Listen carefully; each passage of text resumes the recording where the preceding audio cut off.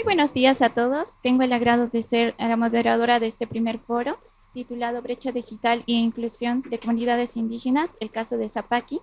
Zapaqui es está ubicada en...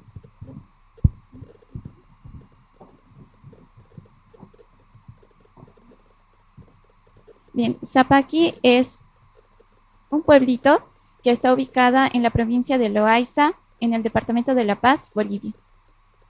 Cuando hablamos de brecha digital, es que hay una distancia entre las personas que pueden conectarse, trabajar y aprender con las tecnologías de información y comunicación y quienes no tienen esa oportunidad. Para complementar, tenemos la participación de nuestra moderadora virtual, Mariana Tábora. El objetivo general es analizar y debatir los desafíos de inclusión digital en comunidades indígenas. Como objetivos específicos, viabilizar las desigualdades estructurales que genera la brecha digital en educación, participación cívica y derechos digitales, presentar estrategias locales y regionales desde un enfoque comunitario, fomentar el diálogo multisectorial entre juventudes, comunidades indígenas, sociedad civil, academia y actores técnicos. Promover un Internet equitativo, accesible y respetuoso de la diversidad cultural en América Latina y el Caribe. Para darnos un panorama de lo que ocurre en el caso de Zapaqui, tenemos que entender que solamente el 21% de las comunidades en las áreas rurales de Bolivia tiene acceso a Internet. Y es preocupante porque solo menos del 4% de ese 21% tiene acceso mayor a 2 megabytes por segundo. Y además hay que tomar en cuenta que en Bolivia es uno de los países donde más costoso es el Internet. Para darnos un panorama más exacto del caso de Zapaqui, damos la palabra a nuestra panelista Fresia. Bueno chicos, ¿cómo están? Saludamos desde Bolivia, estamos muy orgullosos de estar acá. Bueno, por cuestiones suerte de la vida, yo terminé haciendo una pasantía en una zona rural de Bolivia. La verdad, conociendo la realidad es muy diferente. Una cosa es hablar y otra cosa es estar allí y ver la realidad. Bueno, Zapaqui, como bien lo dijo, se encuentra en una provincia Loaiza de Bolivia. Es muy bonito el lugar, pues también tiene parte de sierra, tiene parte de selva, es muy lindo el lugar. Y bueno, así como lo ven de grande, contempla 60 comunidades, porque yo sé que ahorita somos países vecinos, somos latinoamericanos y también compartimos las raíces indígenas que tenemos de nuestros antepasados. En nuestro país tenemos pueblos indígenas, que antes se llamaba etnias, contábamos con 36.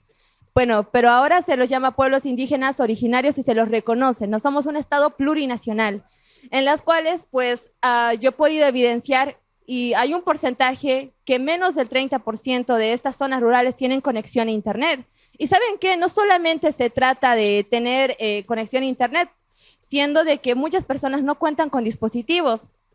En La Paz, donde quiera que vaya en esta provincia, pues la mayoría de la gente tiene aproximadamente entre 6 a 10 hijos. Entonces se dan cuenta que solamente tienen un dispositivo para poder buscar información en sus tareas, los estudiantes y demás.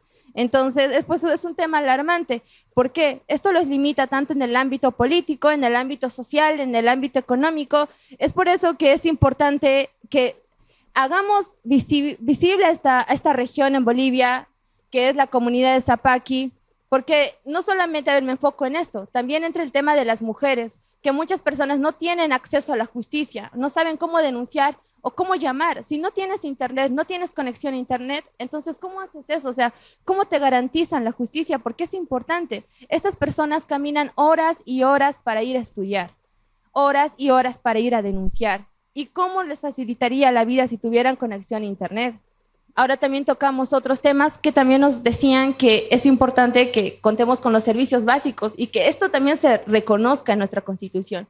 Como hay constituciones de Latinoamérica que sí se los reconoce que todos tienen que tener acceso al Internet como un servicio básico, como tenemos agua, luz y demás, pero en nuestra Constitución en Bolivia no se reconoce como tal explícitamente de que la conexión a Internet pues sea un derecho, siendo que en Bolivia somos más las personas de las zonas rurales. Entonces, yo pienso que antes de pensar en avanzar en alfabetización digital, en alfabetización de la IA, tenemos que enfocarnos en las zonas rurales y no dejar a estas personas atrás. Nosotros estamos avanzando, estamos corriendo, estamos actualizándonos, ¿y qué hay de estas personas? Entonces las dejamos atrás y nosotros continuamos. Pues yo creo que es un tema muy importante y es por eso que aquí también se ha tocado y se ha abierto un espacio para hablar de brecha digital, porque así también, como nosotros queremos hacer conocer la realidad, y les presento que así es la realidad en Bolivia, y les contaría cosas más fuertes que quizás no se me permite acá, pero es que es muy importante tener conexión a Internet. Y bueno, más allá de ello, también otro de los objetivos es que podamos nutrirnos con ustedes, que como les digo, somos latinoamericanos y compartimos muchas realidades. Quizás ya tienen alguna legislación avanzada que su gobierno tal vez ya lo haya puesto en marcha, pues nosotros estamos impulsando en Bolivia un proyecto.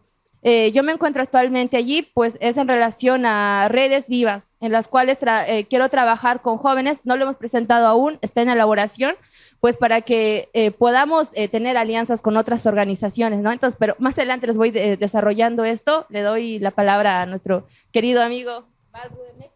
No, muchísimas gracias, Fercia. Bueno, como bien mencionaba en mi presentación, yo soy un abogado de México.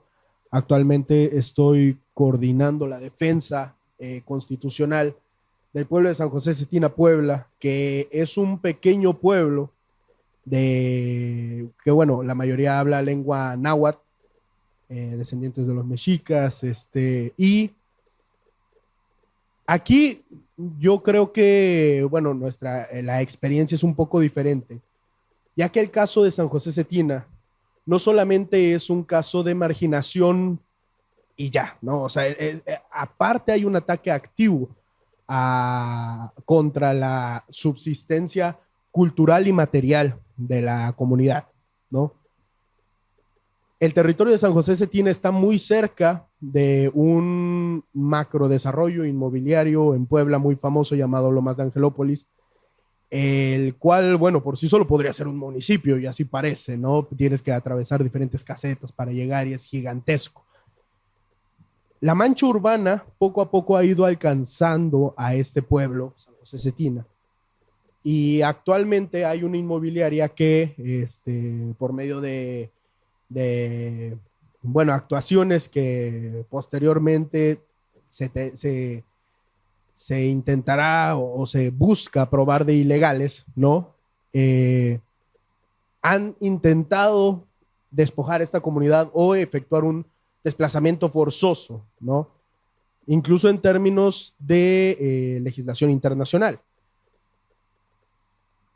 ¿Cuál es el punto y cuándo se relaciona con la brecha digital, ¿no? La brecha digital es un fenómeno que ocurre cuando unas personas no tienen acceso a la infraestructura suficiente para estar o participar dentro de una sociedad típica de la cuarta revolución industrial. Sin embargo, hay una brecha muy anterior a la brecha digital, que es una brecha más tecnológica, una brecha infraestructural, que incluso depende de que las comunidades tengan luz, tengan vialidades. Y ese es uno de muchos temas que, por ejemplo, cualquier otro de nuestros colegas que no necesariamente esté en el medio de la gobernanza Internet podrá cuestionarnos al inicio, ¿no? ¿Por qué nos estamos preocupando, por ejemplo, en políticas públicas que fomentan el acceso universal, como por ejemplo de, ok, vamos a darle teléfonos o vamos a dar dispositivos, vamos a democratizar ese acceso? Cuando hay problemas aún más graves, dicen algunos, ¿no? Ahora, bueno, comenzamos con las preguntas, ¿verdad? Sí. Comenzamos con las preguntas aquí de la moderadora. Bien, ya nos ha hablado un poco del panorama del caso de Zapaki, nuestra panelista Frecia, y nos ha complementado con lo que se puede hacer sobre las políticas públicas a manera de dar soluciones a este problema de la brecha digital. Bien, ahora pasamos a complementaciones o preguntas que ustedes tengan. Estamos abiertos tanto en las redes como de manera presencial. Bien, entonces vamos a dar paso, si no hay preguntas o complementaciones. Hoy la compañera comentaba de que estaban viendo algunos proyectos o algunos tipos de políticas públicas para lo que tiene que ver la asequibilidad en las zonas rurales. ¿Tenés idea de algunas? Acá en Argentina ha habido programas como Conectar Igualdad, ¿no? como una política pública para hacer accesibles los dispositivos, computadoras, netbooks a los jóvenes en las escuelas, a través de las escuelas públicas. Digo, ¿algún tipo de esas políticas públicas tienen vistas o estudiadas, digamos, como? Gracias. Ok. Bueno, les comento que sí, nosotros tenemos en Bolivia Internet Society Capítulo Bolivia, en las cuales está, pues no sé si lo conocen, a Roberto Zambrana, está encabezada por él. El año pasado ya se ha trabajado para que un colegio tenga conexión a Internet.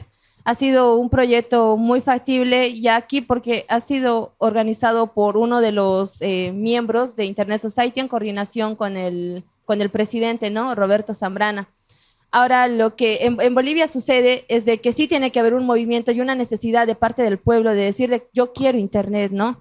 Entonces, allí es donde nace pues este proyecto de nosotros, mío, digamos, en caso de Bolivia, de que podamos buscar alianzas con los jóvenes y de que les hablemos de que tienen estas oportunidades y además tenemos estas organizaciones en Bolivia y asimismo conformar un grupo, ¿no?, de interesados. Luego este proyecto obviamente ya se va en alianza con ISOC Bolivia para que podamos llevarlas a cabo en relación a redes comunitarias, ¿no? Que es todo un proceso, por decir, tenemos que hacer una recaudación para pagar Internet, pero ya los que nos dan la infraestructura, se podría decir, los que nos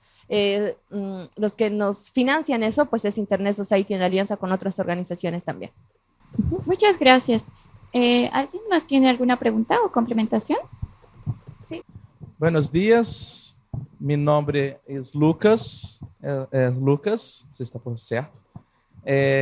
Eu sou da delegação do Brasil, Youth Brasil. Eu ia ser minha intervenção em português, ok? Uma das questões, uma das dúvidas é referente, um dos desafios que vocês apresentaram é como trazer a juventude, o protagonismo da juventude para a governança da internet na Bolívia. E como é que funciona, como se estrutura a governança da internet na Bolívia especificamente, e como vocês pensam em que estratégia de trazer esse protagonismo da juventude nessa governança na Bolívia? Obrigado. Obrigado pela pergunta. Vou responder em português para facilitar. Mas eu não posso falar tanto do caso da Bolívia, eu sou mais da perspectiva mexicana, mas o liderazgo da juventude tem que pensar em dois cenários, acho. Um cenário em que a juventude tem apoio do governo e um cenário em que tem que trabalhar apesar dele, apesar do governo, apesar do setor público, apesar de outras instituições. Então, para o cenário número 1, né, favorável, você pode recomendar para as juventudes participar de foros como este aqui, de foros como o LACAIDF, assim, outros foros que nós, como integrantes dessa comunidade de governança internet, conhecemos perfeitamente.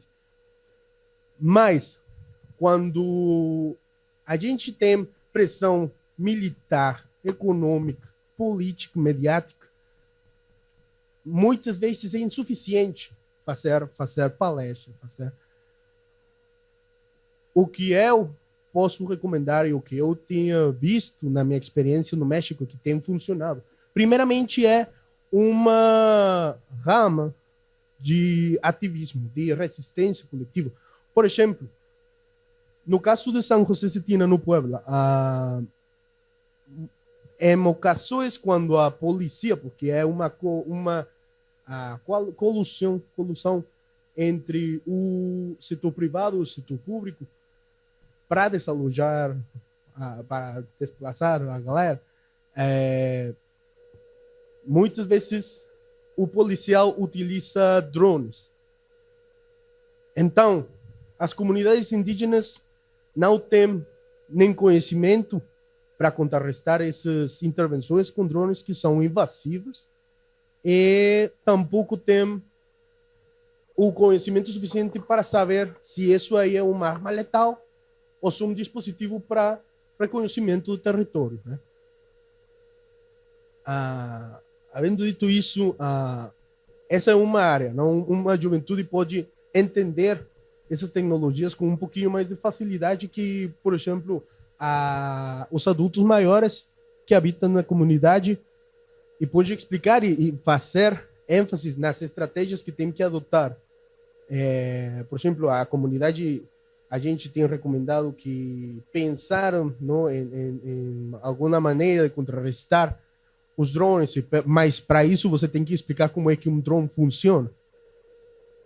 A segunda via de liderazgo que eu acho que pode ser possível é o ativismo jurídico. É uma via limitada. Por quê? Porque eu estou falando desde a perspectiva de um advogado.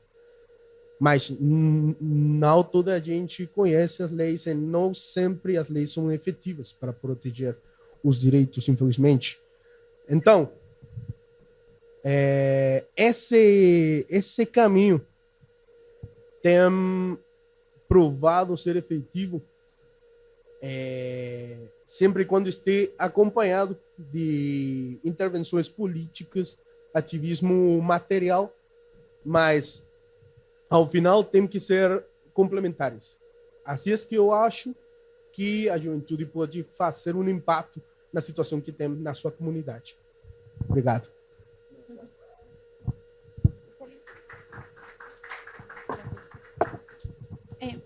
Bien, gracias. Para concluir, tenemos una pequeña dinámica a la cual hemos denominado Semilla Digital. Esto es como un pequeño deseo concreto y claro de lo que pueden querer. Por ejemplo, yo quiero internet en mi escuela, o pueden mencionar como caso específico alguna comunidad o pueblo indígena originario campesino que tengan en sus países. Vamos a iniciar con... Entonces, para complementar vamos a... tenemos dos cuestionantes. ¿Qué políticas públicas y modelos de colaboración son necesarios para reducir la brecha digital en comunidades indígenas y rurales de la región de Latinoamérica y el Caribe? ¿Y cómo pueden los jóvenes y comunidades indígenas convertirse en protagonistas de la gobernanza digital regional? Por favor, tienen la... Bueno, en primer lugar, reconocer la conectividad como derecho humano, ¿no? Reformar el marco legal para declarar el acceso a Internet como un derecho fundamental. Incluir la conectividad en los planes de desarrollo y asimismo implementarlas en políticas públicas. Consiguientemente, asignar presupuesto público específico para infraestructura digital comunitaria, porque no es posible que solamente contemos con ONGs, como en nuestro caso Internet Society Capítulo Bolivia, para que puedan pues, conectar a los no conectados. Necesitamos apoyo del gobierno y tenemos que exigir. Por eso es que para nosotros es un tema muy importante estar aquí, para hacer escuchar nuestras voces, contar con el apoyo y hacerle ver al gobierno de que es importante que también se designe presupuesto a estas áreas para que puedan tener conectividad de Internet, ¿no? Y también ver una solución de que puedan tener pues los dispositivos, porque hablamos de zonas rurales que apenas les alcanza, digamos, para vivir al día. Entonces, ¿cómo hacemos? Si no solamente es de conectividad, tenemos otro desafío que es el tema de los dispositivos. Y luego ya viene el nivel de conectividad que tenemos que tener, ¿no? Un buen nivel, porque de nada sirve que tengamos internet y pues cargue más de una hora pues una página web, un sitio web. Entonces, también es otro desafío que se nos presenta acá. Luego, como les había comentado, estamos en una iniciativa nacional que se llama Redes Vivas Bolivia, que está articulada con ISOC Bolivia, en las cuales tiene como objetivo tener como organización a jóvenes de la zona rural, en este caso de Zapaqui, y asimismo trabajar con otras organizaciones. Y en modelos de colaboración, pues a los gobiernos locales, a las ONGs, que en Bolivia actualmente se ha creado una ONG que es específicamente enfocada a los derechos de los pueblos indígenas originarios campesinos. Entonces se tiene un área de tecnología para que también podamos implementar este proyecto, ¿no? Y también un diagnóstico territorial. Les comento que Bolivia se lo reconoce como 36 pueblos, pero les comento que tenemos mucho más. E imagínense que su pueblo de ustedes, el lugar en el que viven, pues no esté mapeado.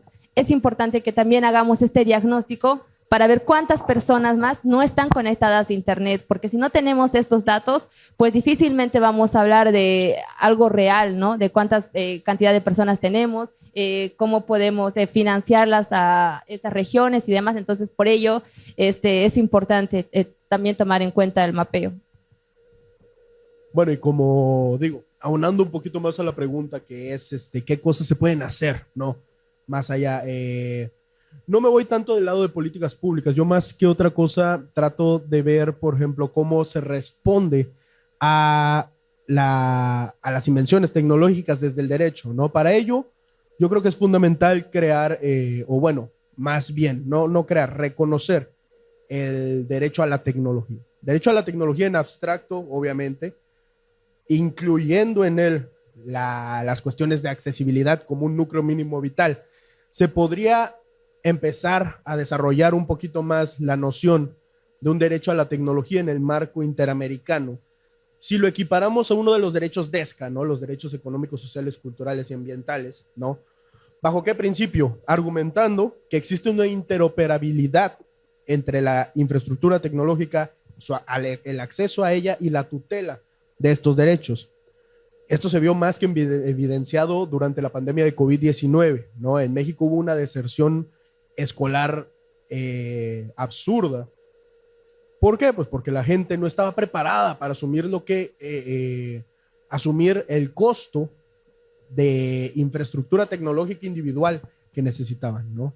El derecho a la tecnología también debe entenderse como un derecho que tiene dos dimensiones, así como los derechos ambientales, la individual y la colectiva. En ese sentido, el mismo derecho puede protegerse desde una visión, desde la autodeterminación informática, con derechos muy marcados como la privacidad, y por otro lado también se puede ver en aspecto más macro, si se quiere ver de una manera, los aspectos de soberanía digital, por ejemplo, ¿no? Es fundamental que actúen en conjunto y que el derecho a la tecnología, además de estas dos dimensiones, creo yo que debe seguir 4 principios fundamentales. El primero es el de cronología, ¿no? Conforme la tecnología fue avanzando, ¿no? Y fuimos viendo que la tecnología puede servir como una extensión del humano, una extensión de la conciencia, ¿no? Muchos la han descrito así. ¿Para qué? Para resolver nuestras necesidades, ¿no? El fuego tutela la necesidad de escapar del frío, ¿no? Digamos. Entonces, conforme fue avanzando la tecnología, esas necesidades fueron siendo cubiertas. Entonces, hay tecnología que tutela necesidades más básicas, si se quiere ver de una manera. E igual hay tecnología que es un prerequisito para acceder a otra tecnología, la luz eléctrica y el celular. La luz eléctrica, el refrigerador, etcétera, ¿no?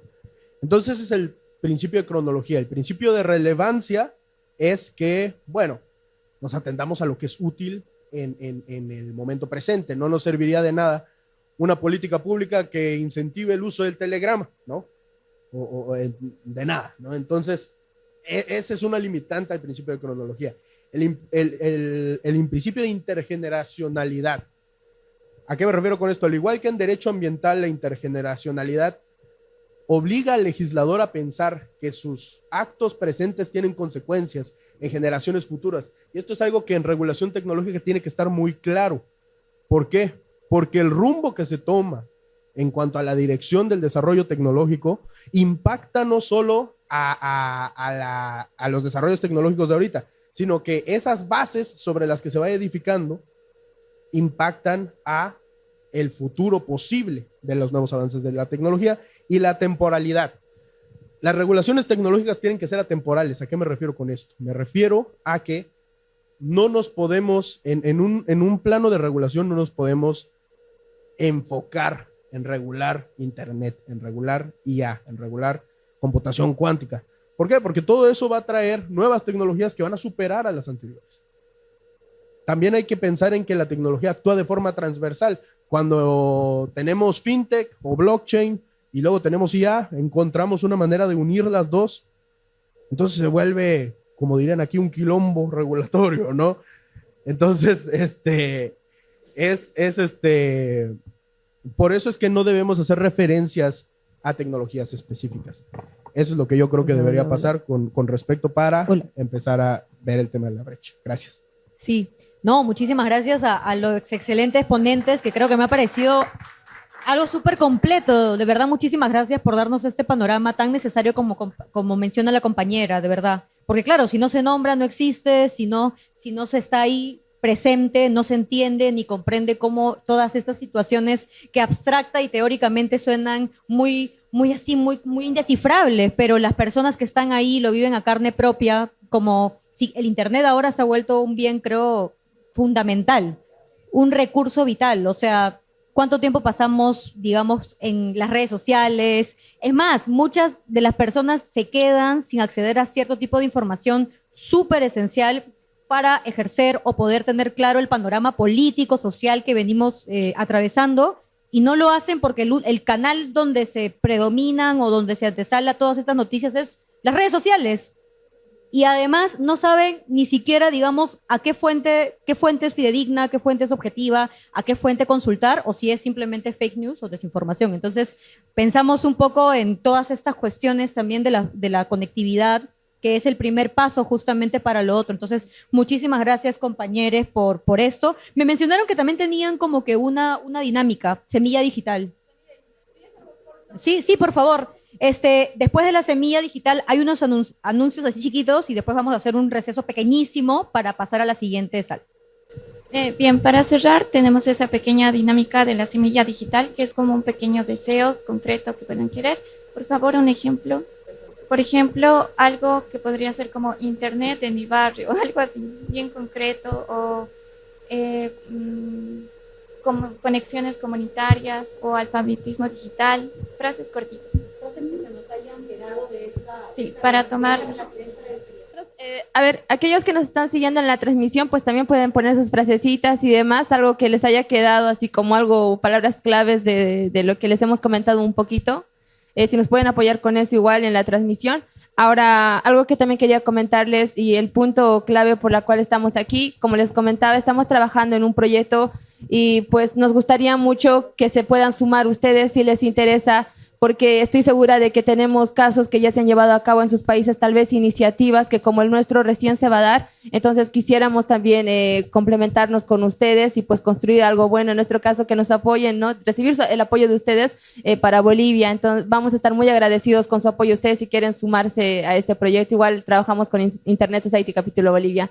Muchas gracias, chicos. Gracias. Ahí Arnaldo va a pasar por si alguien quiere comentar alguna frase, algún aprendizaje que se está llevando de toda esta sesión, por favor. No sé, compañera, por favor. Sí. Bom dia, buenos dias. Me chamo Valéria, faço parte da delegação IUF do Brasil e eu gostei muito dessa sessão. E é como foi falado, a importância de conhecermos diversas realidades, né? Porque às vezes a gente está imerso em uma realidade e eu trabalho na parte de redes comunitárias, eu estudo, pesquiso na universidade, temos projetos nessa área e depois quero conversar com você sobre. E eu fico impressionada porque às vezes a gente vai para algum lugar, vai falar sobre que existe exclusão digital e as pessoas imaginam que isso não existe, que todo mundo já tem acesso à internet, que todo mundo consegue trabalhar com conectividade significativa, mas não é. E quando ela trouxe os dados ali, é uma questão alarmante de você ficar preocupado, realmente. A qualidade não tem uma qualidade boa, não tem uma conexão significativa. E poucas pessoas têm acesso. Então, é importantíssimo trazer esses dados, expor a situação para que a gente possa fazer parcerias e que outras pessoas também tenham essa visão de que existe sim exclusão digital e que existem sim pessoas que precisam ser conectadas, né? Então, parabéns pelo painel. Muito bom. Estou saindo daqui cheia de ideias e depois gostaria de conversar com você. Obrigada. Muchas gracias. No sé si una última intervención para ya pasar a lo siguiente. Ahí, el compañero, a ver, cuéntanos. Gracias. Hola con todos, soy Matías, soy activista no binaria en la Fundación Status Queer, que es una organización que trabaja por las personas LGBT, los jóvenes LGBT en Ecuador. Bueno, continuando con la dinámica, mi deseo sería el poder brindar o tener alfabetización digital para las personas trans en Ecuador, sobre todo las personas adultas mayores, las históricas, las que consiguieron la despenalización de la homosexualidad en Ecuador. Muchas están ya en sus últimos años de vida, son de la tercera edad y no tienen acceso nunca tuvieron acceso a la educación. Son personas migrantes internas de Ecuador que huyen de sus comunidades originarias. y nunca lograron terminar ni siquiera la secundaria y muchas de ellas se encuentran en situaciones de extrema pobreza. Entonces mi deseo sería el poder acercar internet y alfabetización digital de herramientas para ellas. Gracias. Manifestemos ese deseo en conjunto. De verdad, qué sentido lo que mencionas, porque claro, o sea, aprovechemos este espacio que sobre todo es un espacio de encuentro con realidades distintas, porque provenimos de países muy distintos, pero que tienen paralelismos en común sobre todo con las cuestiones de exclusión, de discriminación, de desigualdad, porque somos de una región históricamente que sufre y atraviesa y resiste a etapas y procesos de discriminación estructural. Y las afectaciones son múltiples, variadas y podemos seguir conversando de ello, pero creo que aprovechemos este espacio, ¿no? Como dice el compañero, como para traer lo que de repente en este momento no han podido venir otros compañeros de organizaciones, traigan su voz aquí, traigan lo que vienen compartiendo, lo que vienen organizando desde sus propias territorialidades, porque es importante porque así podemos tejer redes, articular pensamientos, sostener luchas que trasciendan y articulen lo que significa y lo que ha significado por muchos tiempos el Internet para todos nosotros. El Internet tiene un significado particular para aquellas comunidades que han tenido que construir su resistencia, su identidad, su sexualidad, descubrirla, explorarla en esos terrenos. Entonces, traigamos acá presente y de verdad muchísimas gracias, compañeros, por traernos justamente desde sus territorialidades, expertices y saberes todas estas interrogantes súper beneficiosas y potentes. Un fuerte aplauso, por favor, para la mesa.